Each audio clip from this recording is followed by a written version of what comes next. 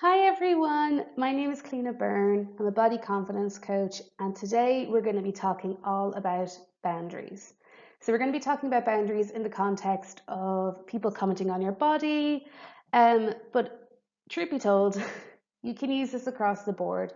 So, if there's any part of your life where you really feel you need to set boundaries, whether that is in relationships, your work, whatever it is, this applies to you too.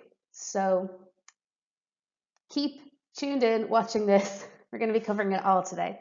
So, body confidence and boundaries. So, like I said, it's going to be in the context of setting boundaries when it comes to comments on our bodies. Now, I'm sure everyone watching this at some stage in your life, you have had somebody make a comment about your body that you did not appreciate. It could be about needing to gain weight, needing to lose weight. You'd look better if you did this. You'd look better if you dressed this way. What are you wearing? What are you doing? Oh, why do you make your hair that color? We've all received comments over the years, usually since we were very young and still to today. So what we want to be able to do is turn the situation around and have the response we want to have when that happens, and be able to communicate with people where the boundary is and what happens if they overstep that boundary, which I'm going to explain a little bit more of as we get into it.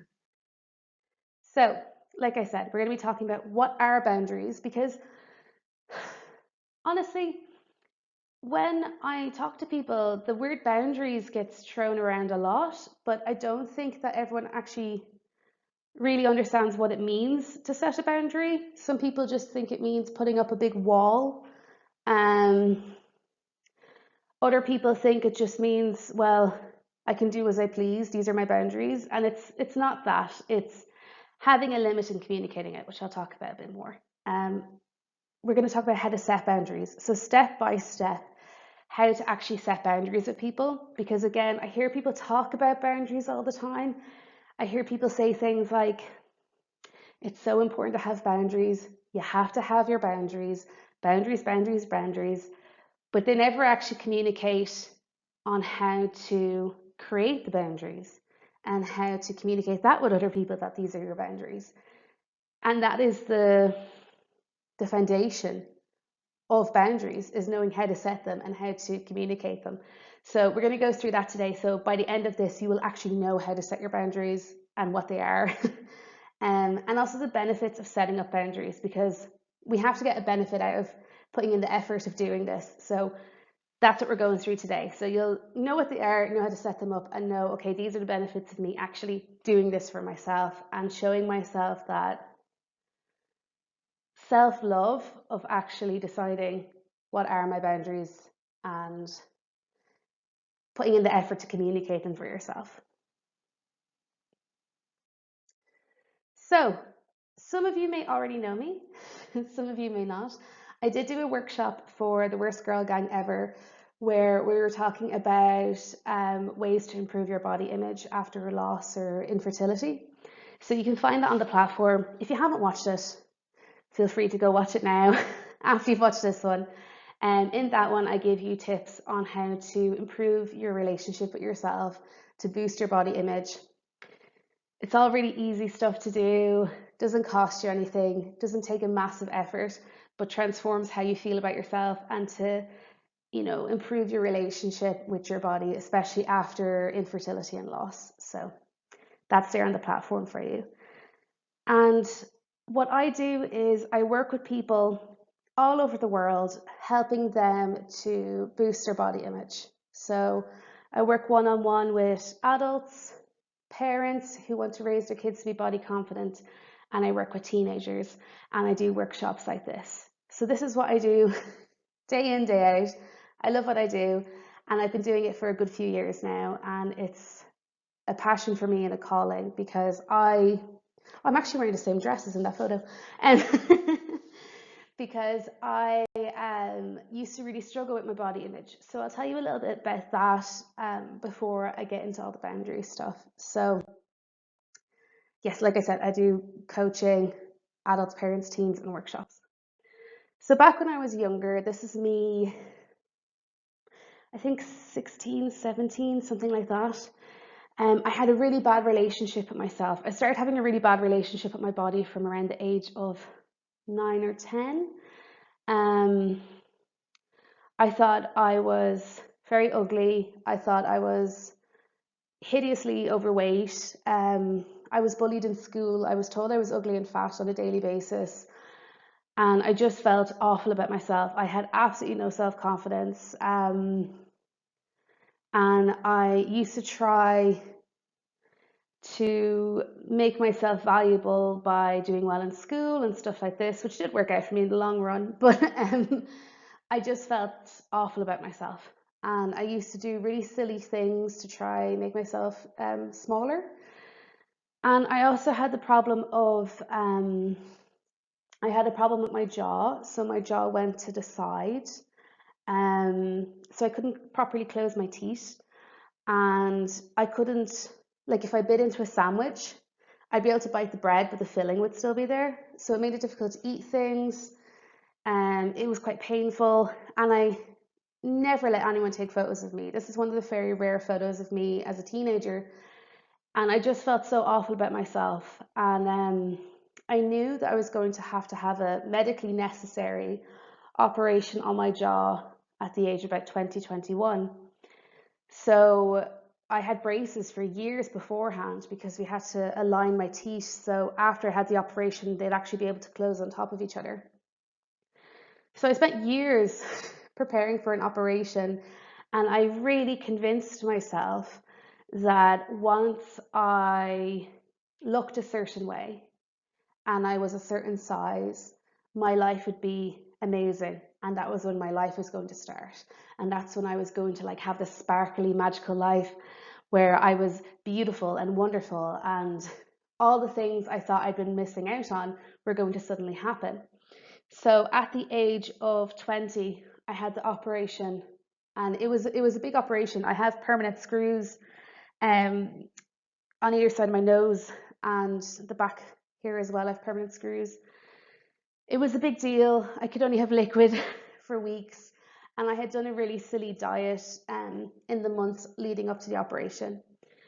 And I really thought that once my face had healed, that my life was going to transform. And it didn't. It didn't change.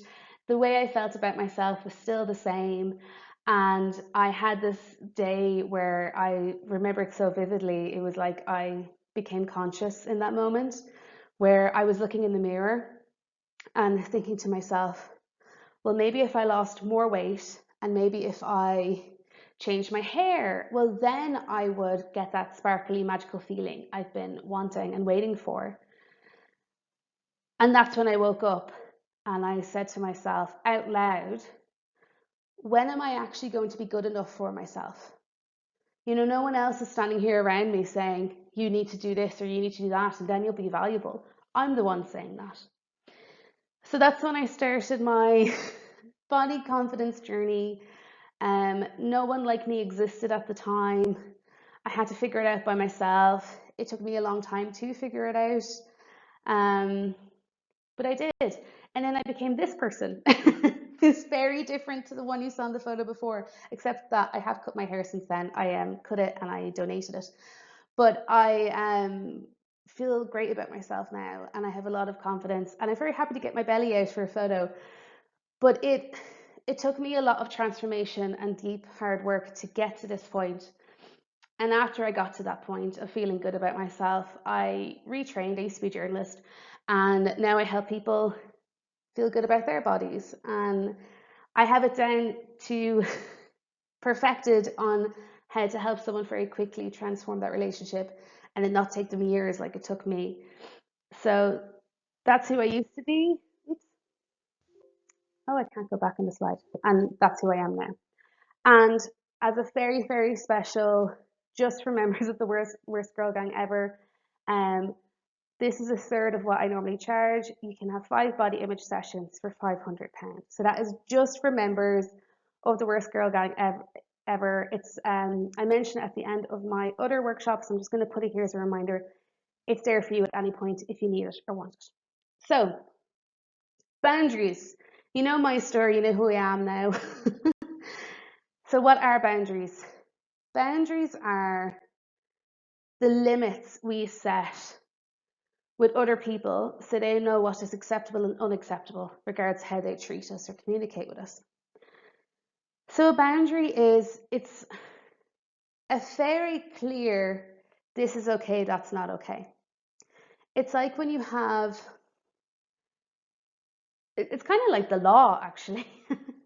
If you think of in the law, there's rules that are very clear, like you're not to go into a shop and steal something, you're not to go up to someone on the street and attack them. There's things you're clearly not supposed to do. And if you do them, there is a consequence. But the laws are not kept a secret. We know that we're not supposed to do those things. Same if you go into a school, there'll be certain rules, like maybe you have to ask for permission to go to the bathroom, or you have to like communicate with the school if you're going to be leaving early. They're very clear, the rules. We know the rules. And we know that if we don't respect the rules, then we could get a detention, or we could get this, or we could get that. It's clear. It's not in any way ambiguous. So when we talk about setting boundaries with people, it has to be super clear in our mind, this is okay and that is not okay.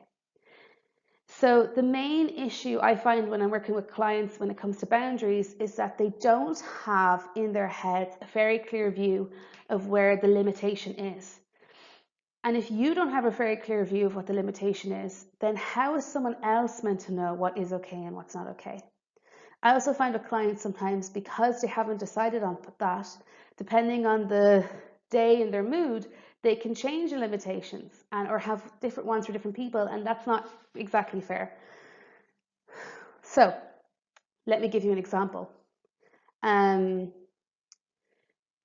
Let's say you are sensitive about being quite slim, okay? For you, the limitation could be that you don't want anyone commenting on your weight.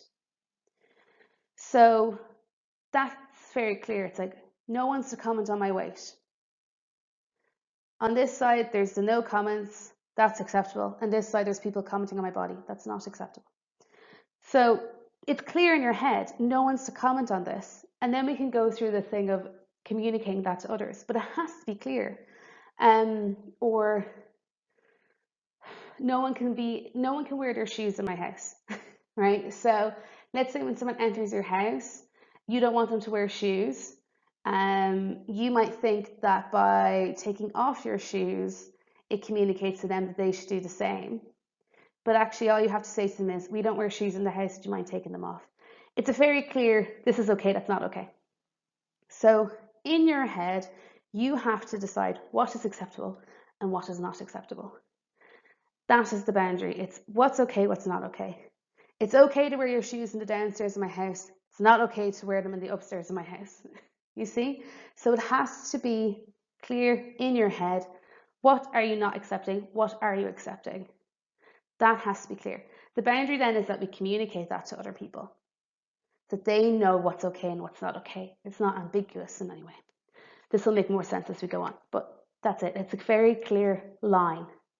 It's not a wishy-washy, polka-dotty, dot line that's not very clear, that, is all wavy. It's a very clear, this is the line, okay, not okay. Same way that in the law, no matter what, you can't go into the shop and just take stuff. It doesn't matter if it was a keychain, you still can't go in and take that. You're not to be taking things. So when it comes to boundaries, you are responsible for your boundaries. So you are the person here who is responsible on deciding what are the boundaries. Then you must be the one to communicate them.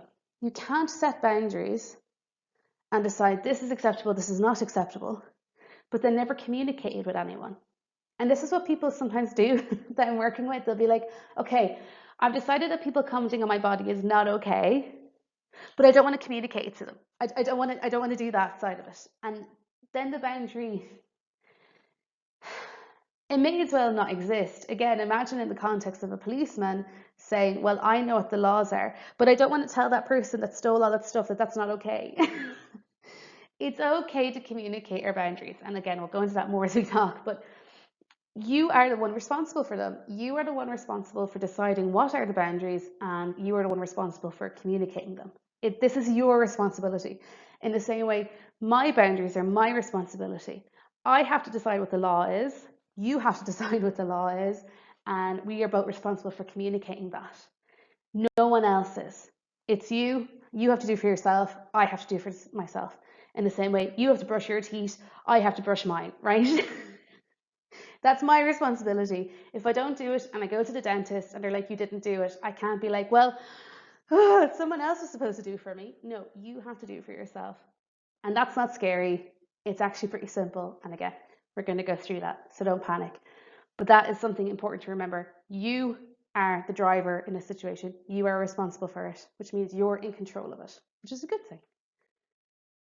So again, I can't say this enough. Your limits must be clear in your head. The boundary has to be clear in your head.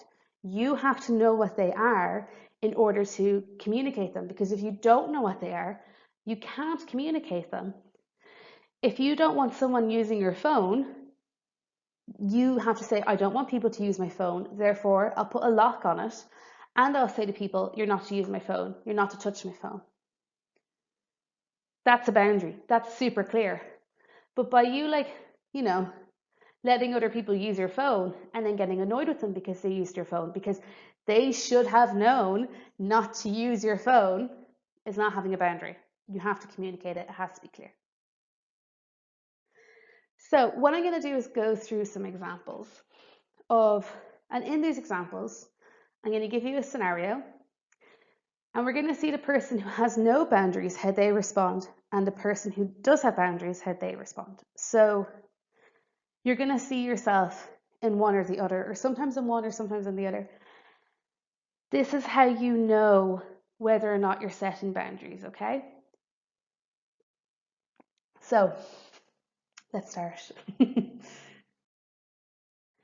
So you've gained weight. Now, before I go on, if this is not relevant to you, just change it to you've lost weight, you've done this, you've done that. Change it to whatever is the comment you receive. When I'm talking to clients, this is probably the main one I get, people telling me about, whether it's their mother, their mother-in-law, a friend, whoever it is, a sister, father, whoever, not just women, whoever it is, makes this type of a comment. If it's not relevant to you, just change the word around to what is relevant to you. It's just an example, okay? So we've got, you've gained weight. So NB means no boundaries and B means boundaries. So the person with no boundaries would probably say something like, well, yeah, but I've been really stressed out recently and I've had this going on and that going on. And they might try to make up some sort of excuse, something like that, to kind of explain, well, this is my behavior and that's why I've been doing it. And then go feel really awful about it afterwards and be really upset that the comment was made and hold on to that. And it will be something you remember in like 10, 20, 30 years from now, that comment that was made to you. So that's someone who doesn't have boundaries. I've done this, by the way. Like, I've been that person who just was like started like vomiting words and not even really knowing what I'm saying, because I feel so awkward and hurt in the situation that I just look for things to say and to fill that awkward space, and then feel really annoyed at myself afterwards. So I've done that. I've been that person. And then, or cried. You have like a reactive response instead of an active response, meaning that in the moment you just react and you just don't know what to say. You let all these words out, you let tears out. You're so hurt by the comment and you just don't know how to handle it. And then you've got the other side, which is an active response, which would be something along the lines of simply saying, you know what, don't comment on my weight. Which holds a lot more power and control in it, doesn't it? if someone makes an awful comment like that, you've gained weight, and you just say, don't comment on my weight. Often when I'm talking with people about this, they say to me, oh, but Cliona, that feels so brash and frank and all these things to just say, don't comment on my weight. But it's how you feel and it's what you want to say. And you can say it with love. And you have to remember, this person who said this comment may not have been worrying about your feelings in the situation. So it's okay for you to look after your feelings.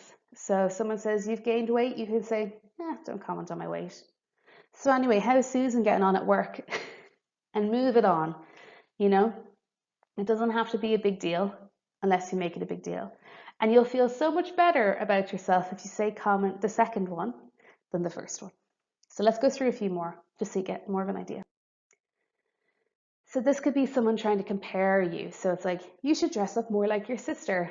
And that could result in, oh yeah, I guess, yeah, she always dresses really lovely, la la la. It could even result in anger and being like, why are you always comparing us? Why are you always comparing me to her? And a big emotional reaction. Compared to simply saying, yeah, don't compare us. And again, moving the conversation on. You can just be like, you know what? You're always comparing us. Let's not do that anymore. I don't compare you to your sister, or I don't compare you to mum, or I don't compare you to whoever. Like, let's not do that anymore. And you have to keep in mind too, in these situations, it's better not to have a reactive response, because you lose control of yourself in those moments, and you're usually annoyed with yourself afterwards. But also, and again, a very important thing to keep in mind, just because something hurts your feelings doesn't mean someone was trying to hurt your feelings. Okay? So your feelings may be hurt. That doesn't mean they're trying to hurt your feelings. There's a big difference between someone trying to hurt your feelings and someone accidentally hurting your feelings. In this situation, the person could have just meant, your sister always wears these colors that would really suit you too. They may not mean anything awful in the situation. They may have meant something really nice, but they didn't maybe fully express themselves. Maybe their sentence got a bit cut off. Who knows what it was? But just because they're hurt doesn't mean they're trying to hurt. And that's another reason why setting a boundary is really good, because this person could say that, go home and think, oh, I had a lovely afternoon with her, but actually she's at home with her feelings absolutely hurt. She's furious at me because she thinks I was comparing her to her sister, but I wasn't. So often when someone hurts your feelings, it wasn't intentional, and they go home oblivious. Keep that in mind. And that's why having an active response, like, don't compare us, is better, because then they might follow up with, oh my goodness, no, I wasn't comparing you. I was just saying, what I meant was, I didn't explain myself properly. What I meant was, she wears colors that would really suit you too. And you go, oh, right, okay, yeah, she does wear lovely colors. And the conversation moves on. But you see what I mean? There's a big difference between assumption and knowing. And we can assume someone's trying to hurt your feelings, but we don't know if they're trying to hurt your feelings. So boundaries help us also to avoid miscommunication and assumption. So it's good to know that. When I was your age, I was a size whatever. So this is what I have experienced. And I put this one in because a friend of mine only recently had the same thing happen to her. So when I was younger, I had, story time, when I was younger, I had my mum tell me, so what happened was I weighed myself and I was concerned about my weight. So I went to my mom, I was 12, and I said, I weigh X amount. I don't even remember what it was, but I didn't feel good about it at the time.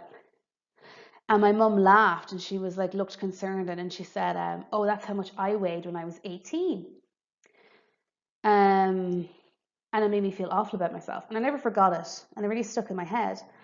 And my friend had that recently. Well, not that recently. She would have been maybe 30 at the time. She's a bit older than that now.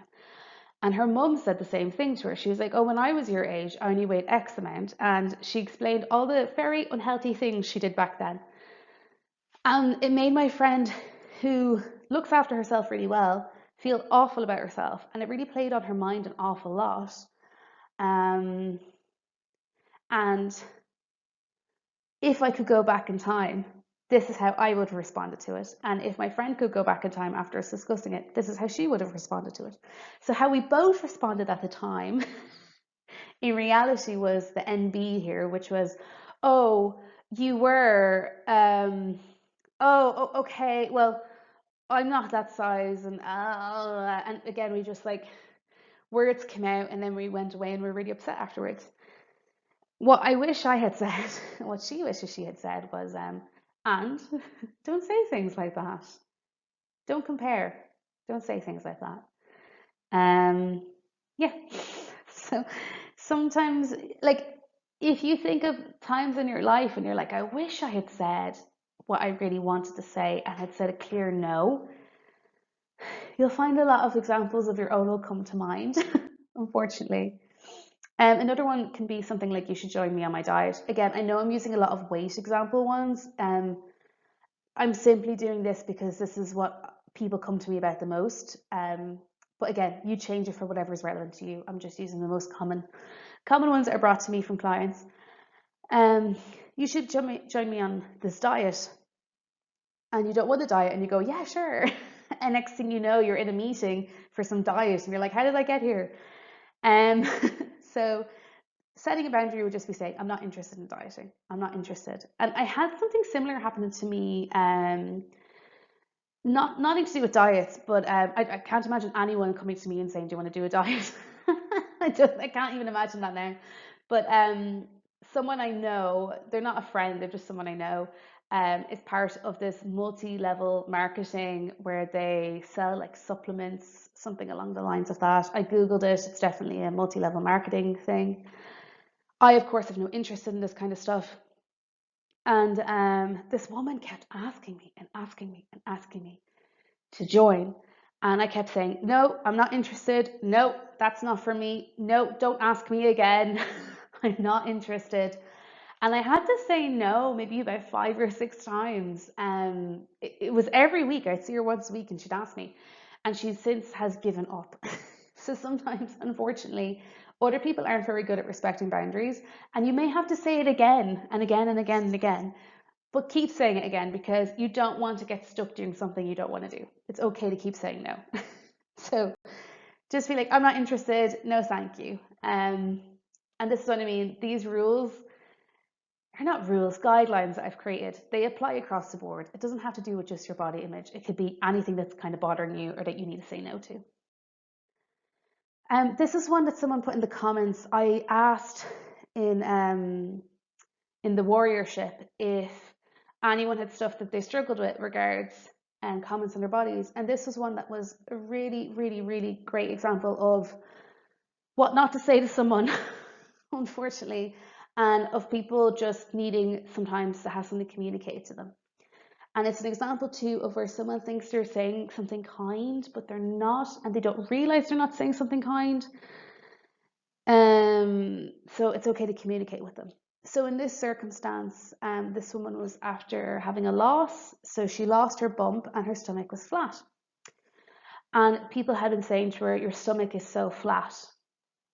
Now, the person saying this, based on the culture we live in and how thinness is very much celebrated, the other person, I'm guessing, because who would say it in a nasty context? I can't imagine. Well, I can, but still. This other person probably thought that they were paying a compliment. They probably thought they were doing something kind, saying something kind. They weren't saying something kind. So in this situation, you might say something like, oh, not really, yeah, okay, huh, and change the subject. But simply what we need to say is if someone makes a comment on your body after loss, it's okay to say something along the lines of, don't say things like that, and just move the subject on. Just be like, you know what, don't say things like that to me. You don't even have to explain yourself. they'll understand I shouldn't be commenting on your size. So just don't make comments on my body, please. If you want to be more clear, don't make comments on my stomach. Don't tell me that my stomach is flat. Like, you can make it as clear as you want to. And it's okay to communicate that, because again, this is a great example of someone who's, I'm guessing, not trying to hurt your feelings. And this person may have even gone home and was kicking themselves for saying that comment, going, why did I say that? I was trying to be nice. I didn't know what to say. And it's okay to educate someone on what to say and what not to say. And it's okay to say to someone, you know what, don't make comments like that about my stomach. But you know what I would love? If you and I could just sit down and talk about anything else but this, with a cup of tea, whatever. Tell me how you're getting on at work. Tell me how the kids are. Tell me how your husband is. Tell me whatever. It's okay to communicate what you don't want, but what you do want, and say, I want you to just be normal right now with me, and I want you to do most of the talking. And I'm going to sit here and listen, and that's what I need right now. Or I need you to listen, and I'm going to do all the talking. That's what I need right now. So it's okay to communicate that. So these are some examples. Oh yes, I have more of when it comes to loss and infertility. So questions like, when are you trying again? It's okay to say something along the lines of, I prefer to keep that to myself and my partner. I prefer to keep that to myself. Or even, I don't know. It's okay. Be like, I don't know. But when I do know, I'm going to keep that to just me and my partner. It's okay to say stuff like that. Again, you're not hurting anyone's feelings by saying, I'll keep that to me and my partner. It is your own business. It's okay to say that. Sure, you must be well over that by now. This is a comment that people can make, and it's very hurtful. In situations like that, you can choose to educate them and say no, and don't say things like that to people who are after having a loss. Or you can just say no, and don't say that to me again. Don't say that to me again. Never say that to me again. It can be said again with love. Just they say that, and you go, you know what? Don't say that to me. And move the conversation on. It can be really good to have a standard go-to to change a subject if you want to be able to change a subject when something like this happens. My own personal one would usually be something like, tell me how you're getting on at work. If they're not working, it can be something along the lines of, how's the garden going? How's whatever going? But something that you know that they will be able to talk about for a long time, to move the subject on, that you just don't want to talk about it anymore. It is so gentle that the person will go, okay, and move the subject on themselves. They usually won't push it with you because they realize, okay, I shouldn't have said that. And again, they'll probably go home kicking themselves. They might even come back to you and apologize, but it's okay to communicate. Don't say that to me again. Oh, and this is a big one. When someone comes to you, they're like, guess who is pregnant? If you do not want to hear that, and you are not in the place to be hearing that, it's okay to say what you want to say. So most of the time when we don't have boundaries, we might just go, oh, who's pregnant? And then go feel shit about ourselves. And then feel shit about ourselves for feeling shit about ourselves. We don't want that. So what you can say in that situation is, I'm not ready to hear this kind of thing just yet. Or what I found has worked for clients in the past is to say to someone, like, for example, let's say it's your mum. You could say to her, I only want to know if that person is within the circle of first cousin. Like, and if they're outside of that, if they're a second cousin, if they're married down the road, I don't want to know. I don't want to talk about that kind of stuff just yet. And that's fair enough, because sometimes people, they just don't realize. They're like, oh, someone's pregnant, let me tell you the news. Oh, you know John, well, you know his daughter. Oh, you don't know his daughter. Oh, you do know his daughter. Well, she's pregnant. Like, you don't need that right now. And I mean, for me personally too, I would be okay, like, if it's someone who I'm close to, if it's like a very close family member, do tell me. But otherwise, I don't need to know. I don't need to know. It's okay to communicate that one too. So why should you set these boundaries? Okay, I'm going to go through why, the difference between having them and not having them, and then we're going to go through my step by step on how to do it. So what happens when we have no boundaries? We actually become really resentful, and that really shocks people because they're like, what do you mean I'm resentful? How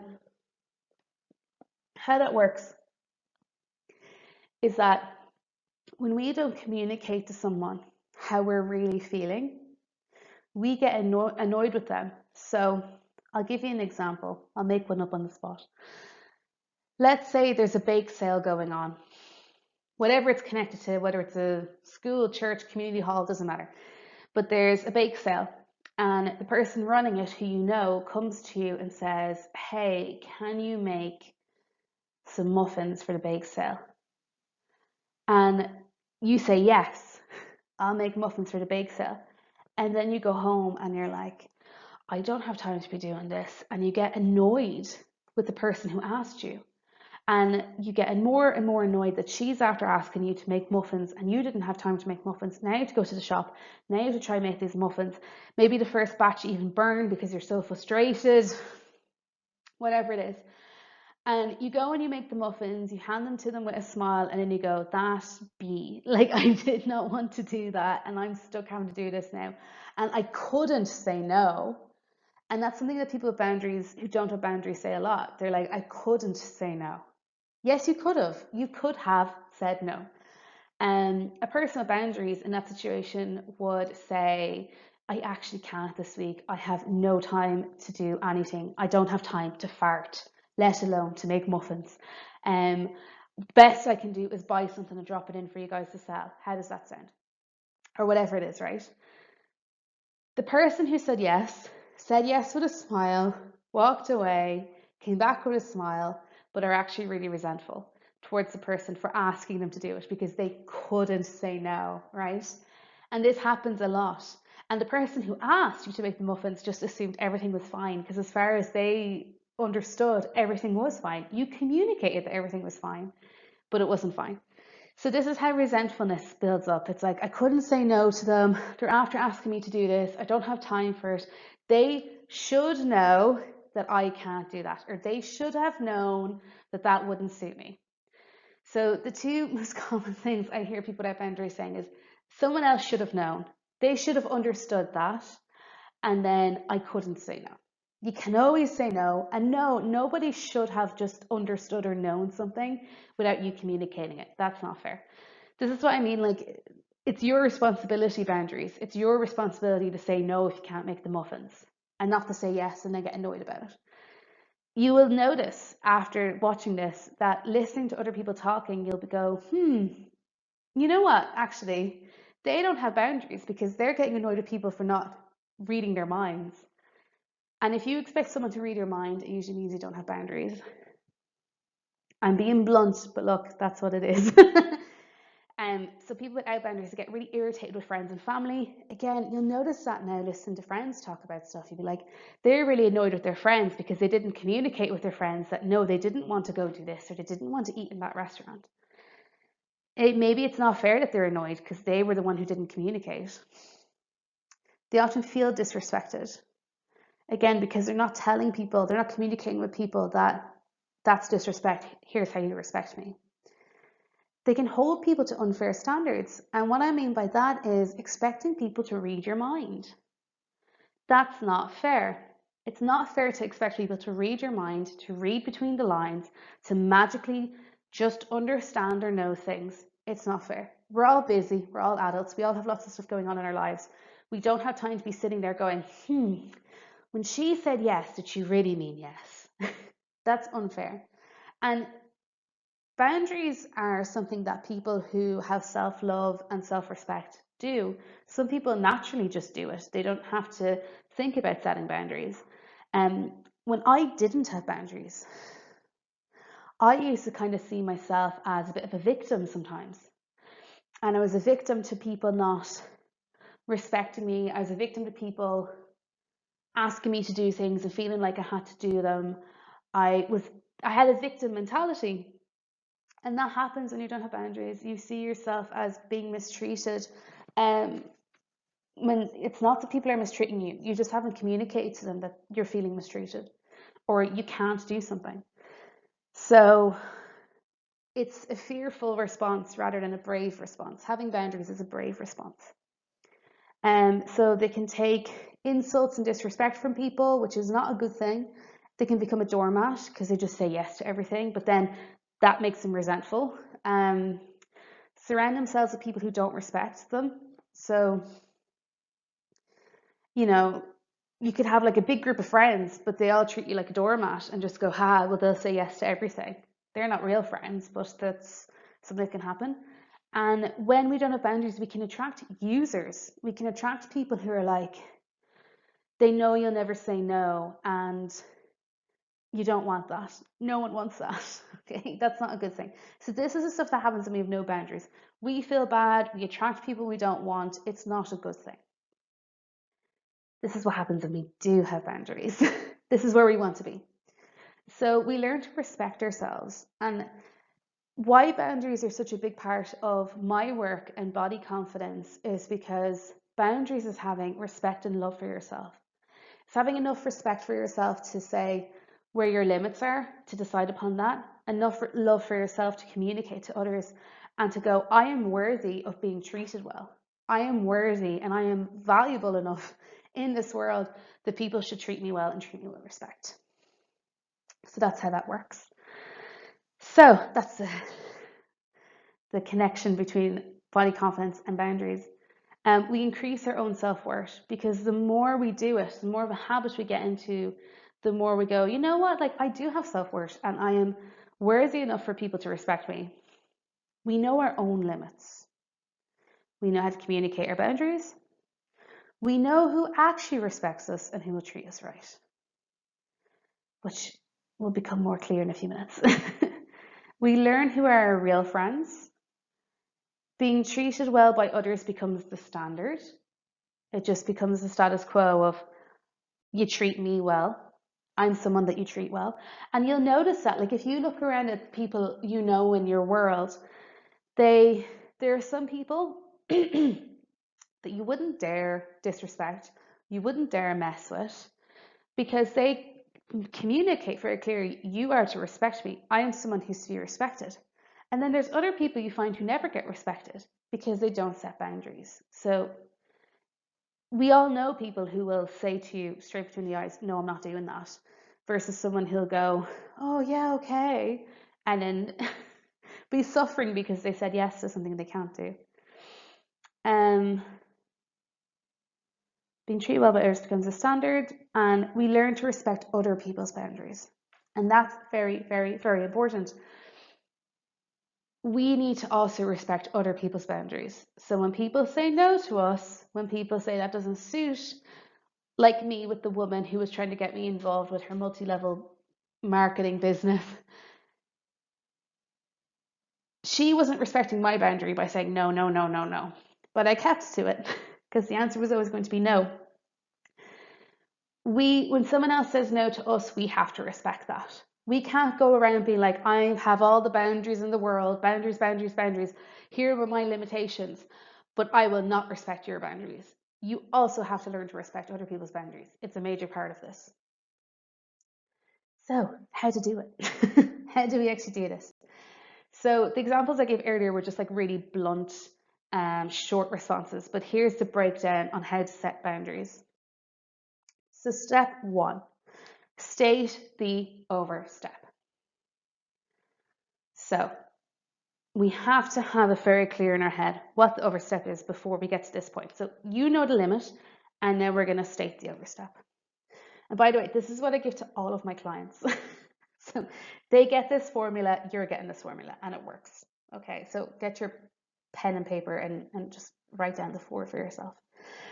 State the overstep. So that looks like, last time we spoke on the phone, you said that I need to X. So in this case, I'm just going to go lose weight.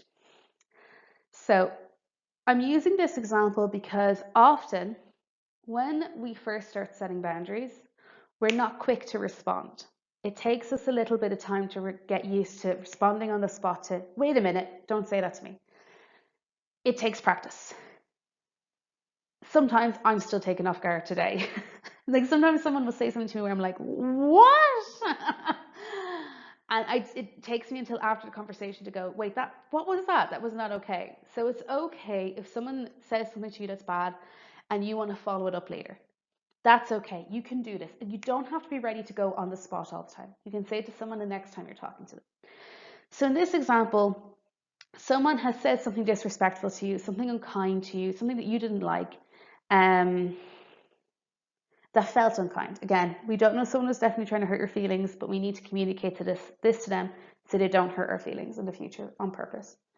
So last time, or accidentally, last time I spoke on the phone, you said that I need to lose weight.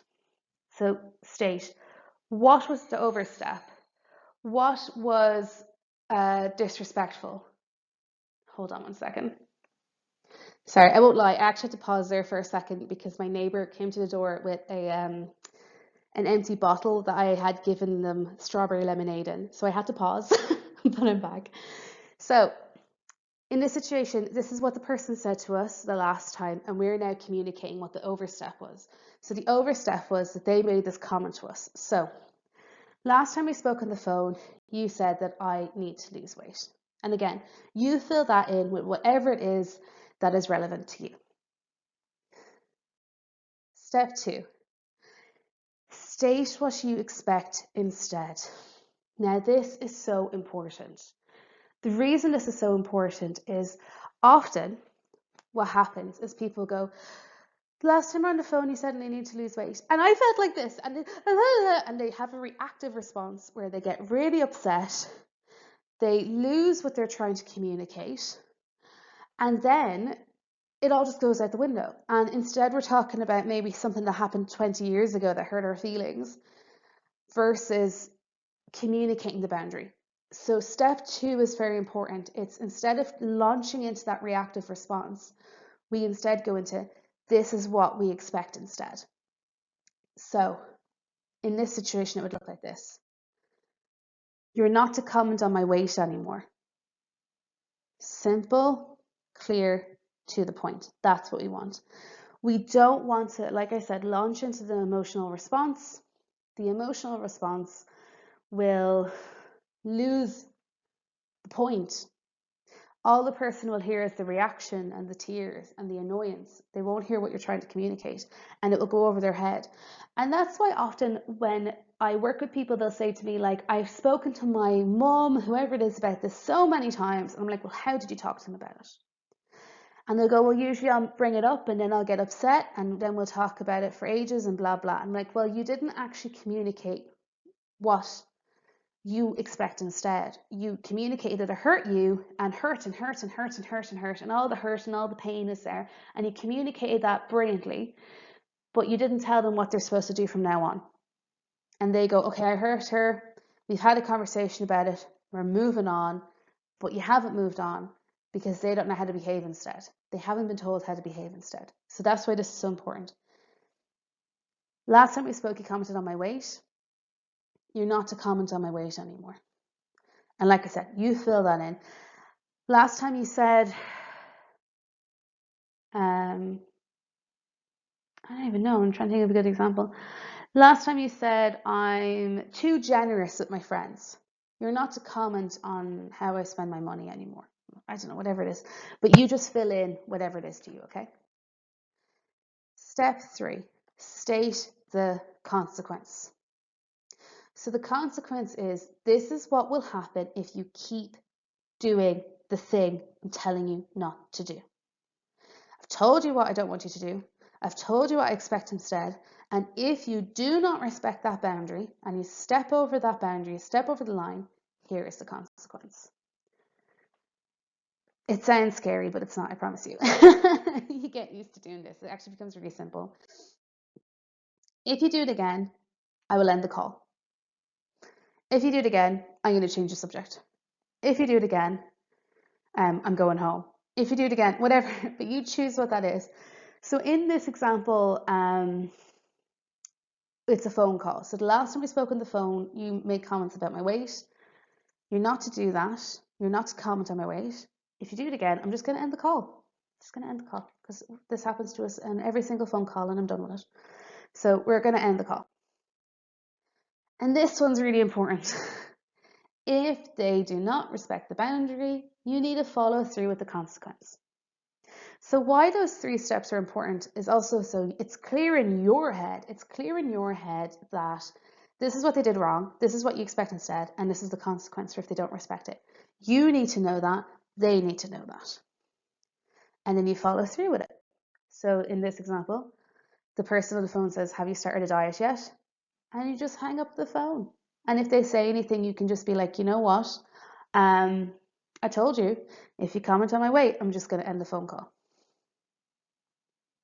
That's how it works. So this is how it looks all together. Last time we spoke on the phone, you said that I need to lose weight. You're not to comment on my weight anymore. And if you do, then I'm going to end the call. Now, how you communicate that is also important because you don't want to get onto the phone and be like, last time we spoke on the phone, you made a comment about my weight. And if you do it again, I'm hanging up on you. That's not going to work. You just need to be like, look, hi, I'm going to use mum. I'm sorry. I know it's like not fair in mammies, but the truth is a lot of the time I'm working with clients, it is the mum. So I'm just going to go with that. Right. Okay. So last time we spoke on the phone, hey mum, how are you? Grand. Yeah, I'm good. I want to chat to you about something. So the last time we spoke on the phone, you said that I need to lose weight. And listen, you're not to comment on my weight anymore. And if you do, then I will end the call. And I've nothing else to say on it. You know how I feel about that now. You're not to comment on my weight. So anyway, how's the garden? You can move it on. You can do it that way. But how they respond is also important. So if there's someone who respects your boundaries, they will say something along the lines of, oh no, I didn't mean to hurt your feelings in any way. I won't do it again. And this is someone who respects boundaries will always respond in this sort of tone of, oh my goodness, I'm so sorry. I didn't realize. I apologize. I won't do it again. I didn't mean to hurt your feelings. If I've hurt your feelings at any point, I'm so sorry. Someone who respects you and loves you will comment with something like that. And that is a beautiful way too for you to comment if someone sets a boundary with you and says, hey, Cliona, the last time we were talking, you were telling me I need to set boundaries. I'd prefer if you let me explore that by myself. And if you bring it up again, I'm just going to change the subject. And I go, oh my goodness, you know what? You're right. Because I work with this, I'm just being a bit forceful with it. I didn't mean to do anything like that. I'm not going to bring it up again unless you bring it up. And if you do bring it up, I'm just going to listen. Right? There you go. It can all be said with love. Don't get annoyed at people when they set boundaries with you. Respect it. And that's a good way to respond. The bad way to respond next. So if they don't respect your boundaries, it's going to be something like they might gaslight you, meaning they will try to convince you that's not true or right or real. So, no, I didn't. I don't know what you're talking about. Right? Just flat out deny it. And they might also say something along the lines of, that's ridiculous. Why would you say that to me? That's so unfair. You've hurt my feelings by telling me I can't talk to you about this. And blah, blah, blah, blah. It might all just come out right like that. And how you respond to that, so don't panic, I got the answer. And a lot of you might encounter this with certain people, but remember, this means this person does not respect your boundaries. They do not respect your boundaries. Take note of that. The last person did, this person does not. So in that situation, all you say is, you heard what I said, it's up to you to respect it now. And if you're on the phone, bye. Now, I would say do this verbally. I wouldn't do it via text. A lot of my clients want to do it via text. I'm like, don't be doing it via text. It can be interpreted the wrong way. We need tone of voice. It's very important. And we also need to be brave enough to actually say to people, not just write text messages like we're adults, If you want to set a boundary with a person, well, actually, I'll say that after. But anyway, you heard what I said. It's up to you to respect it. If you're on the phone, you can end the call there and just be like, bye now, I have to go. I said what I need to say. I'll chat to you soon. Or you might just say, you heard what I said. It's up to you to respect it. And if they keep going and keep going and keep going, you keep saying it. You say, you heard what I said, it's up to you to respect it. Look, I said what I said, you have to respect it, and that's that. Just keep saying it. They'll get bored and, run out of wind. They'll just, they'll give up eventually. Don't fight with them. Do not fight with them. Just keep repeating, you heard what I said, it's up to you to respect it. Or end the conversation or be like, I'm going home now, you've heard what I said. Stick to it. You deserve this, so stick to it. Stick to it. You deserve to be treated well, you deserve to be valued, you deserve all those things. You deserve to have a person who sticks up for you, and that person has to be you. You have to be the person who sticks up for you. When I first started setting boundaries for myself, the way I thought about it was I thought about all the times when I was a child or a teenager where I was bullied or I was mistreated or various things happened to me. Unkind things were said to me or done to me, whatever it was. And they would come to my mind and I would think to myself, back then, I really wanted an adult who would stick up for me. Like when I was bullied the first time and the second time, it happened to me 2 times quite badly in my life. The first time I used to think to myself was, I'm a kid and I'm going to adults asking for help and no one's helping me. I wish there was an adult who would help me. The second time when I was a teenager and it happened, I thought the same thing. It's like, I'm going to adults, I'm communicating to adults. I want help, no one's helping me. I wish there was an adult who would help me. Where is this adult who's going to help me? And now I'm the adult and I have to be the person who does that for me. I need to be the adult who walks in and says, you're not treating Cliona like that. You're not being mean to Cliona. You're not disrespecting Cliona. I'm my own hero, in a sense, my own heroine, because I walk in and I say, no, you're not doing that, Cliona. And it's the same as me protecting a child, but I'm the child, she's within me. All those previous versions of myself are still within me. I'm still her. And I need to stick up for her. And you need to do the same for yourself. You need to stick up for that version of yourself. She's still with you. So again, state the overstep, state what you expect instead, state the consequence, follow through with the consequence. Those are the 4 steps. This is all you need to set boundaries, and it will change your relationships dramatically. I can tell you that. So a lot of people, when I talk to them about it, they say that they feel guilty. They feel guilty for setting boundaries with people. There's no reason to feel guilt. This is something that you are doing for you. It's something you need to do for yourself. It is self-love, it is self-respect, and it heals your inner child because, like I said, you need to be the adult who shows up for you. There's not going to be this other adult who just steps in and takes care of stuff for you and deals with the bullies and the nasty comments. That person's never coming because that person doesn't exist out of yourself. That person is coming, but it's you. So an external person isn't going to come look after that for you. It's internally. That person that you always needed is within you. You just have to let them out to take care of you and show people how to respect you and show people how to be kind to you and to tell people, no, F off, I'm not doing that, in a loving way. But to actually do that for you, that person's within you. You need to gift yourself respect. And those who respect you will respect your boundaries. Okay? If they respect you, they will respect your boundaries. By doing this, you're going to find people who love and respect you. It'll become crystal clear who are your people and who are maybe not your people. It's okay to walk away from relationships where people don't respect you and they don't treat you right. When you're on a journey of self-love and boosting your body confidence, which is boosting your relationship with yourself, it is self-love, you might start to realize there are certain relationships that are not doing you any justice or any good. If some relationships need to end, that's okay. It just makes space for the good ones and for people who will respect you and treat you right. So you improve your relationships when you do this for yourself. And there's no risk of building resentment because you didn't communicate, which is very important.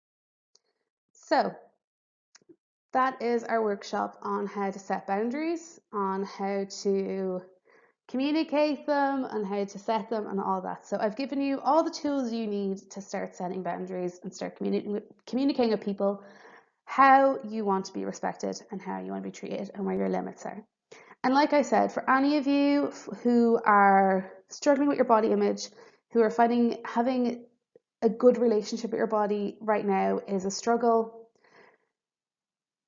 sessions are available for you one-on-one with me. 5 body image sessions, £500. All you have to do is email me at coach@cleonabyrne.com. And you can also check out more information about me at cleonabyrne.com. So it's all there. Thank you so much for taking part in this. I'd love feedback on what you thought about it. Please feel free to comment below. I will check in every so often and I can answer any questions. So anyway, thank you so much. Bye.